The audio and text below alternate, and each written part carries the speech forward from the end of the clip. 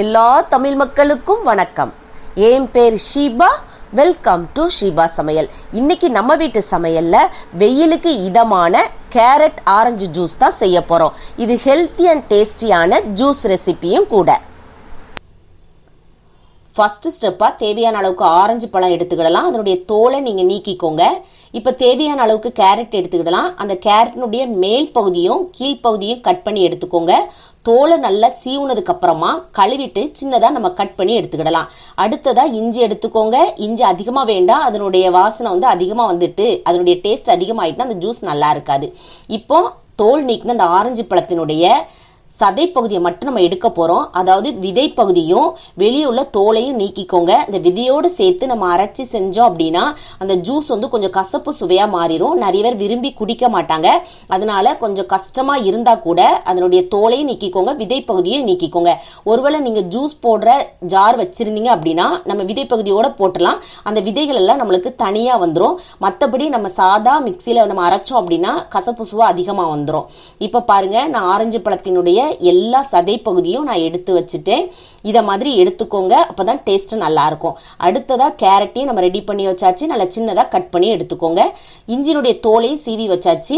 இஞ்சி அதிகமாக சேர்க்காதீங்க, ஒரு 3-4 துண்டு நீங்கள் எந்த அளவுக்கு எடுக்கீங்களோ அதுக்கேற்ற மாதிரி நீங்கள் எடுத்துக்கோங்க. முதல்ல நம்ம ஆரஞ்சு பழத்தை கிரைண்ட் பண்ணிடலாம்.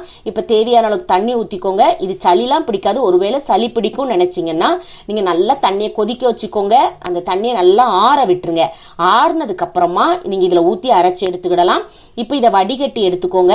நம்ம விதைகள் இருந்துச்சு அப்படின்னா அதில் நைப்படம் போச்சு அதனுடைய கசப்பு சுவை வரும்னு சொன்னேன் இல்லையா, அதை மட்டும் நீங்கள் கேர்ஃபுல்லாக பார்த்துக்கிட்டீங்க அப்படின்னா இந்த ஜூஸ் ரொம்பவே டேஸ்டியாக இருக்கும். இப்போ பாருங்கள் எந்த அளவுக்கு அப்படி இருந்தும் நம்மளுக்கு அந்த கழிவு, அதாவது சக்கை எந்த அளவுக்கு வந்திருக்கு பாருங்கள். இதெல்லாம் நம்ம எடுத்துட்டோம் அப்படின்னா தான் குடிக்கிறதுக்கு ரொம்பவே சூப்பராக இருக்கும். இப்போ அடுத்தது அதே மிக்சி ஜாரில் தேவையான அளவுக்கு கேரட்டையும் நம்ம இஞ்சியும் சேர்த்துக்கிடலாம். தண்ணியும் சேர்த்துக்கோங்க. இதையும் எந்த அளவுக்கு நைஸாக அரைக்க முடியுமோ அந்த அளவுக்கு அரைச்சி எடுத்துக்கோங்க. பாருங்க, இந்த அளவுக்கு அரைச்சி எடுத்துருக்கணும். இப்போ இதையும் நம்ம வடிகட்டி எடுத்துக்கிடலாம். கேரட்லேயும் பார்த்தீங்கன்னா நிறைய சக்கை இருக்கும். அதையும் நம்ம வடிகட்டி எடுத்துக்கிட்டோம் போச்சில் ரொம்பவே டேஸ்டியாக இருக்கும். இந்த கேரட் சேர்க்கறதுனால இந்த ஜூஸ் ரொம்பவே டேஸ்டியாகவும் இருக்கும். அதே சமயத்தில் அந்த ஜூஸினுடைய கலரை பார்த்தீங்கன்னா ரொம்பவே பெர்ஃபெக்டாக இருக்கும். எல்லாருமே கேட்டு வாங்கி குடிப்பாங்க. அந்த அளவுக்கு டேஸ்ட் ரொம்பவே சூப்பராக இருக்கும். கடைகளில் போனால் கூட இந்த அளவுக்கு டேஸ்டான ஜூஸ் நம்மளுக்கு கிடைக்குமான்னு சொல்ல முடியாது.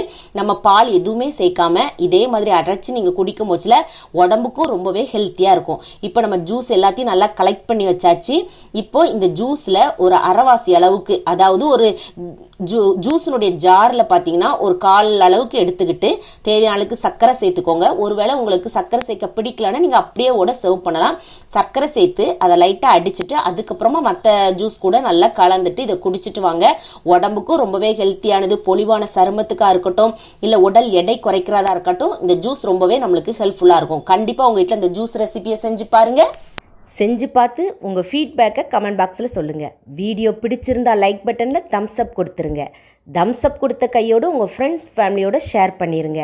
ஃபர்ஸ்ட் டைம் வியூவராக இருந்தால் சப்ஸ்கிரைப் பண்ணி சப்போர்ட் பண்ணுங்கள். நான் இன்னொரு வீடியோவில் இன்னொரு வித்தியாசமான சுவையான மனமான ரெசிபியோடு நான் உங்களை சந்திக்கிறேன். அது வரைக்கும் டாடா பாபாய்.